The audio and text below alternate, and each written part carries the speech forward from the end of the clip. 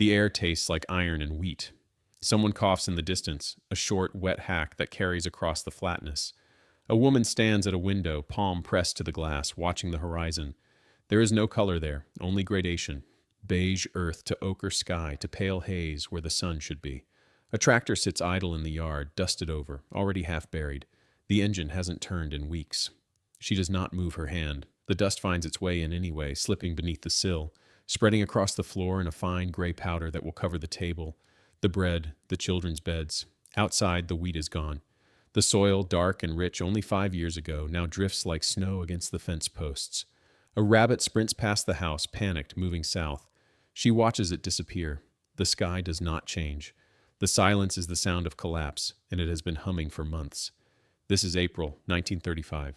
This is the Southern Plains, Texas Panhandle, Oklahoma, Kansas, Colorado, New Mexico, a region once called semi-arid grassland, now transformed into something nameless. The farms are still here. The families are still here. But the land beneath them is leaving, one gust at a time, carried east on winds that do not stop.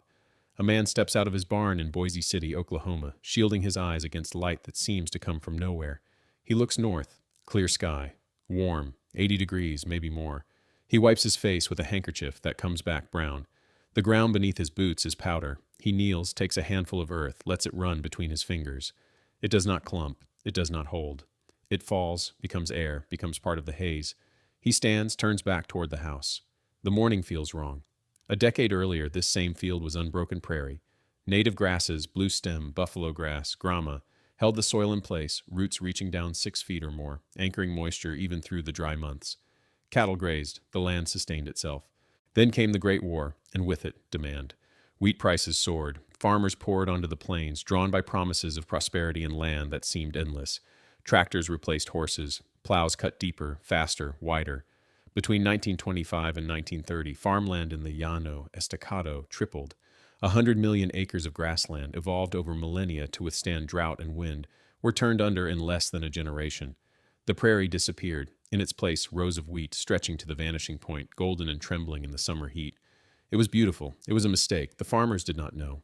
They plowed in straight lines, removed every trace of native vegetation, left fields bare through winter when the winds were strongest. Cotton growers burned stubble to control weeds, stripping the earth of organic matter, of structure, of memory. The soil, no longer bound by roots, began to dry. When the rains stopped in 1930, the transformation accelerated. Without moisture, the ground cracked, pulverized, became dust. Without cover, it waited. The wind, relentless across the open plains, began to lift it. First in small clouds, localized, brief, then in walls, then in storms that blotted out the sun. By 1933, the storms had names. November 11th, a dust storm strips topsoil from South Dakota, carries it hundreds of miles south. Farmers wake to find their fields gone, transported, deposited in drifts against buildings and trees. Animals suffocate in the open. Children are kept indoors. Windows sealed with wet rags. But the dust finds its way in, coating tongues, filling lungs, settling in a fine layer over everything. In May 1934, a 2-day storm lifts soil from the Great Plains and carries it east. Chicago receives 12 million pounds of dust in a single afternoon. 2 days later, the same cloud reaches New York, blots out the Statue of Liberty, the Capitol in Washington. Monuments vanish. The sun, when visible, is a red smear. Ships 300 miles offshore report dust on their decks. That winter, red snow falls on New England. Great Plains topsoil, suspended in storm systems, returning to Earth 1,000 miles from home. The people adapt. They learn to read the sky, to sense the drop in pressure that precedes a storm. They hang wet sheets over doorways, stuff rags into cracks, cover their faces with dampened cloth when they must go outside. Women sweep the same floors 5 times a day, shoveling dust into buckets, only to watch it reappear an hour later. Meals are eaten beneath tablecloths held down at the corners to keep the dust from settling on the food. At night, children sleep with damp rags over their mouths. Some do not wake. The cough, dry, persistent, worsening, becomes common. Doctors call it dust pneumonia. There is no treatment. The dust is too fine, the lungs too delicate. Approximately 7,000 people will die from it before the decade ends, most of them children and the elderly, their respiratory systems overwhelmed by particles of silica and clay suspended in the air they breathe. Economically, the collapse is total. By 1936, agricultural losses reach $25 million per day. Crops fail, livestock die, mortgages go unpaid. Families unable to farm, unable to sell, unable to stay, begin to leave. They pack what they can, clothes, tools, photographs, into battered trucks and head west, toward California, toward rumors of work, of rain, of land that still grows things. The migration is biblical in scale. Over 2.5 million people flee the region during the decade, most of them tenant farmers, sharecroppers, families with nothing left to lose. They are called Okies, regardless of where they come from, a term that carries both pity and contempt. More than 500,000 are left homeless. They live in camps, in roadside ditches, in shanty towns on the outskirts of cities that do not want them. California greets them with checkpoints, with signs warning them to turn back. There is no work. The depression has spread everywhere. The land they fled is gone. The land they seek does not exist. April 14th, 1935 begins clear, warm, still. After weeks of storms, the sudden calm feels like reprieve. Families venture out. Some go to church. Others plan picnics, eager to feel sunlight without dust, to breathe air that does not burn. In Boise City, Ed and Ada Phillips load their 6-year-old daughter into the car and drive north, enjoying the blue sky, the warmth, the sense, fragile, fleeting, that perhaps the worst has passed. The temperature climbs into the 80s. The wind, for the first time in weeks, is completely still. Birds chatter nervously in the trees. The air hums with static electricity. A farmer in the panhandle notices his cattle moving south, restless, instinctual. He looks north. The horizon is clear. He turns back to his work. At 2 p.m, the temperature drops. Not gradually, suddenly, as if a door has opened somewhere far away. The static intensifies. Flocks of birds, hundreds strong, stream south in frantic, low flight. Rabbits follow, scattering across fields in panicked sprints. The sky remains blue. Then, on the northern horizon, a line appears. At first it looks like smoke. Dark, low, solid. But it does not rise. It moves. A wall, black as coal, stretching from horizon to horizon, advancing at 60 miles per hour. There is no warning. The wind does not pick up. The air remains still, eerily so, until the moment the storm arrives. Those on the road see it coming. Some try to outrun it, pressing accelerators to the floor, racing toward home, toward shelter, toward anywhere that is not open ground. Ed Phillips, driving with his family, realizes they will not make it. He spots an abandoned adobe hut, pulls over, ushers his wife and daughter inside. 10 others are already there, huddled in the 2-room ruin, silent, staring at the advancing blackness. The storm hits. The temperature plummets 30 degrees in seconds. The wind, still calm moments before, explodes to 60 miles per hour. But the dust does not blow sideways. It falls, straight down, thick as tar, blotting out all light. Inside the hut, the darkness is absolute. Someone tries to light a lamp. The flame sputters, dies. There is not enough oxygen. The air is dust. They sit in silence, breathing through cloth, waiting, wondering if they will smother. Raymond Elsesser, a cattle dealer, is searching for his wife. Her car, caught in the storm, has been shorted out by static electricity. She decided to walk the remaining 3/4 of a mile home. Her daughter ran ahead to get help. Now, in the blackness, she is lost. Elsesser drives back and forth along the road, headlights barely visible through the murk, honking the horn, calling her name. She wanders off the road, disoriented, unable to see her own hands. The dust is so thick it has weight, pressure, texture. She moves toward where she thinks the road should be. The headlights of her husband's truck, faint as distant stars, appear and disappear. She follows them, stumbling until she finds the road again, finds him, collapses into the truck.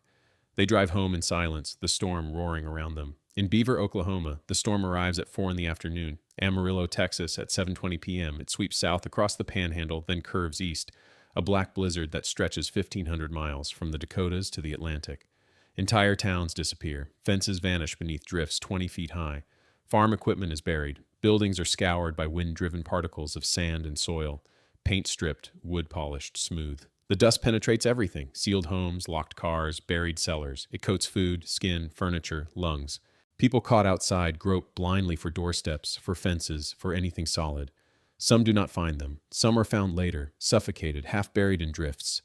The storm lasts 4 hours. When it passes, the world is gray. The sun, when it reappears, is a pale disk, struggling through haze. The silence that follows is heavier than the storm. The damage is not calculated for months.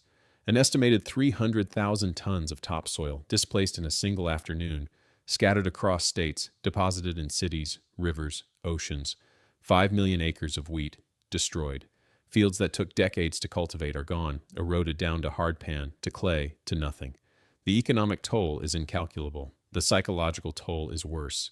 Black Sunday marks the end of hope. The storms will continue, smaller, less dramatic, but relentless, through 1936 and beyond. But April 14th, 1935 is the day people stop believing the land will return. It is the day the term Dust Bowl enters the language, coined by Associated Press editor Edward Stanley while rewriting a report by Robert E. Geiger, who happened to be in Boise City that day. The name sticks. It will come to define not just the event, but the era, the region, the collapse of an entire way of life. In the weeks after Black Sunday, government agencies scramble to respond. The Soil Conservation Service, newly formed, begins surveying the damage, measuring erosion, documenting the scale of the disaster. Agronomists, soil scientists, and engineers descend on the plains, seeking solutions.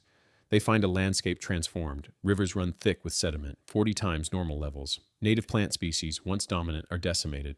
70% of grassland vegetation gone in some areas. Wildlife populations collapse. Prairie chickens, burrowing owls, pronghorn antelope, species that thrived for millennia, decline to near extinction.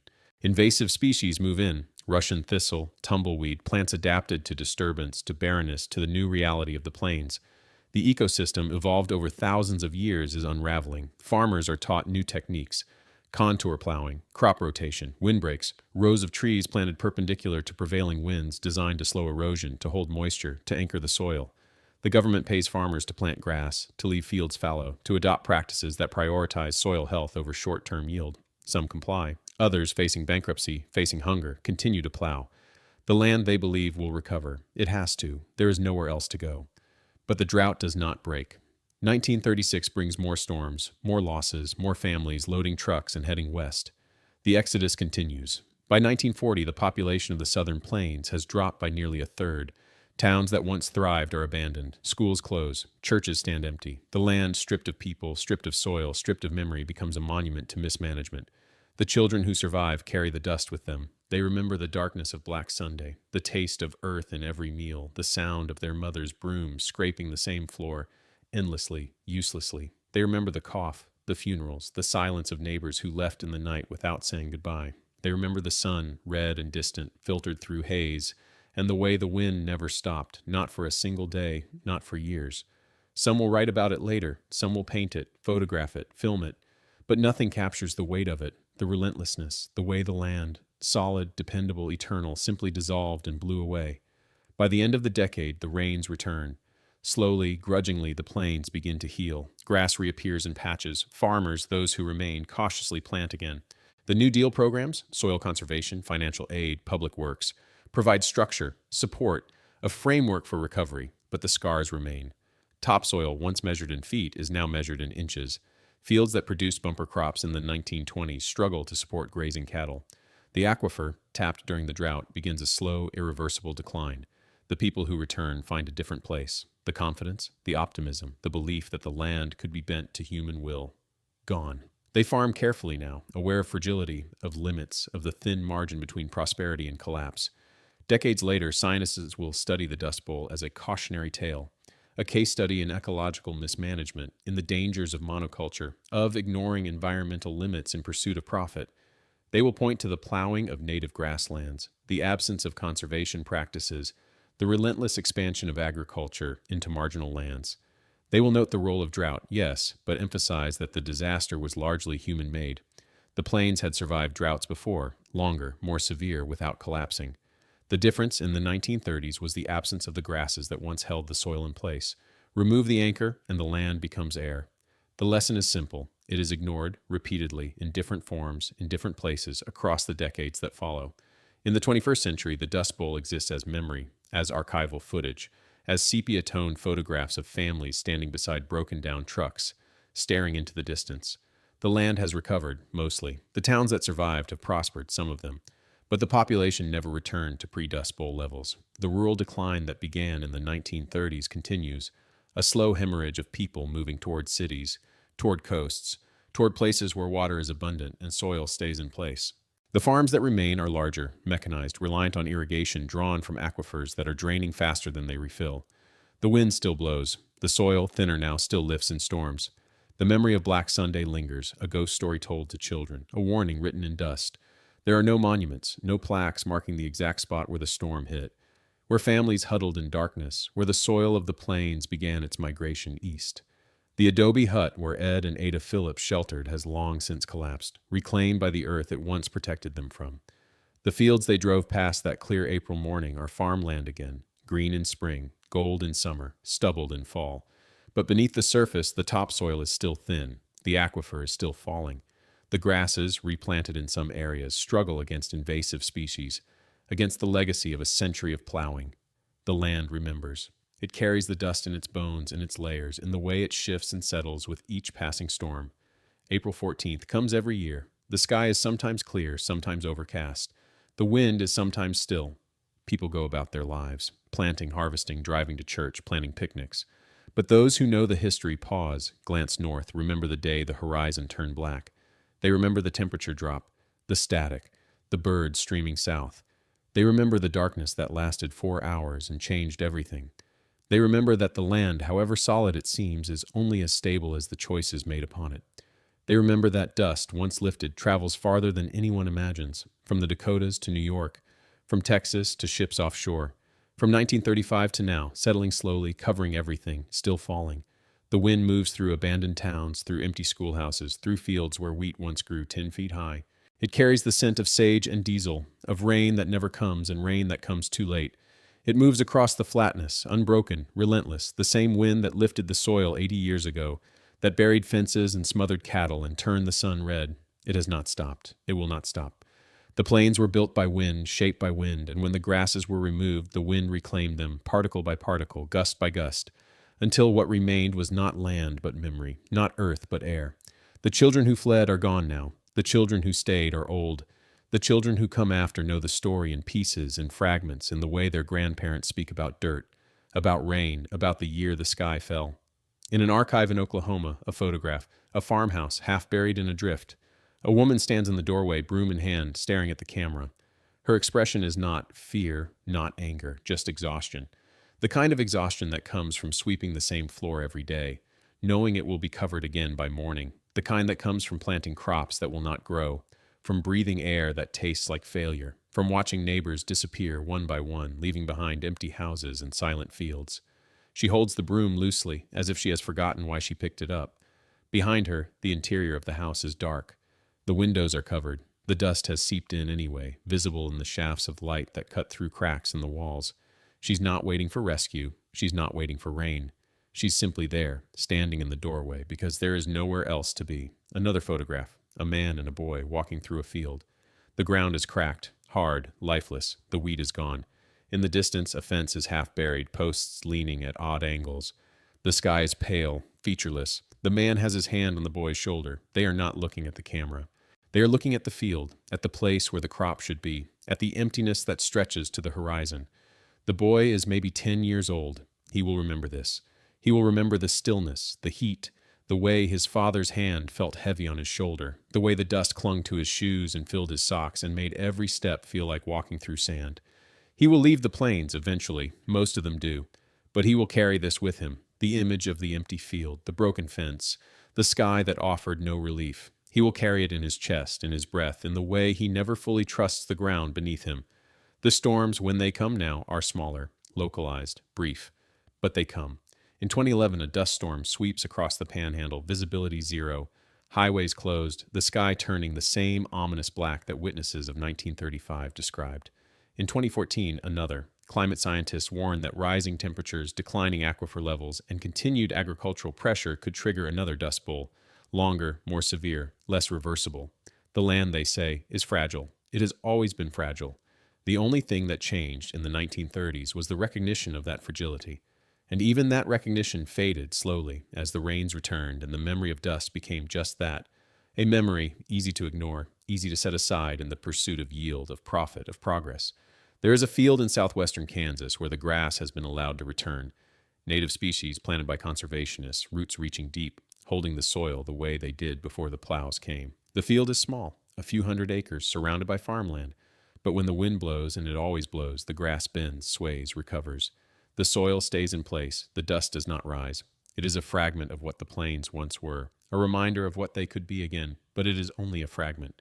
The rest is wheat, corn, cotton, crops that demand water, that deplete the soil, that leave the land vulnerable.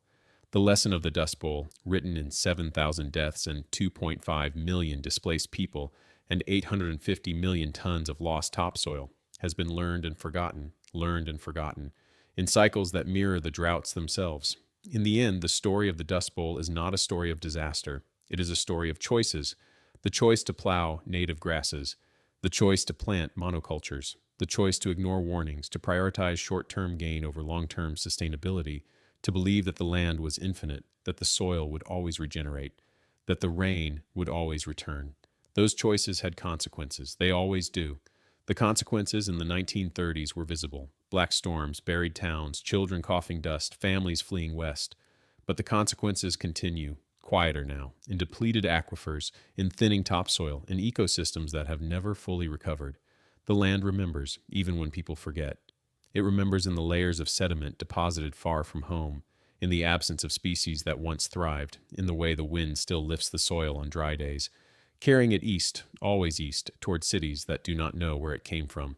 There is a photograph of Black Sunday taken from a farmhouse in the Panhandle. The storm is on the horizon, a black wall stretching from earth to sky, so dark it looks solid, like a mountain, like the end of the world. In the foreground, a child stands in the yard, staring at it.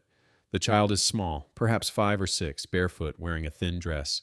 She does not move. She does not run. She simply stands, looking north at the approaching darkness.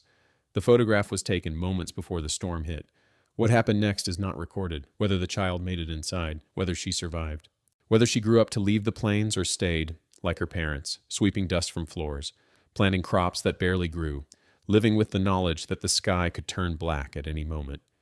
The photograph does not say. It only shows the moment before, the stillness, the light, the child standing alone, waiting. The dust never fully settles. It is still there, in the air, in the soil, in the lungs of those who breathed it.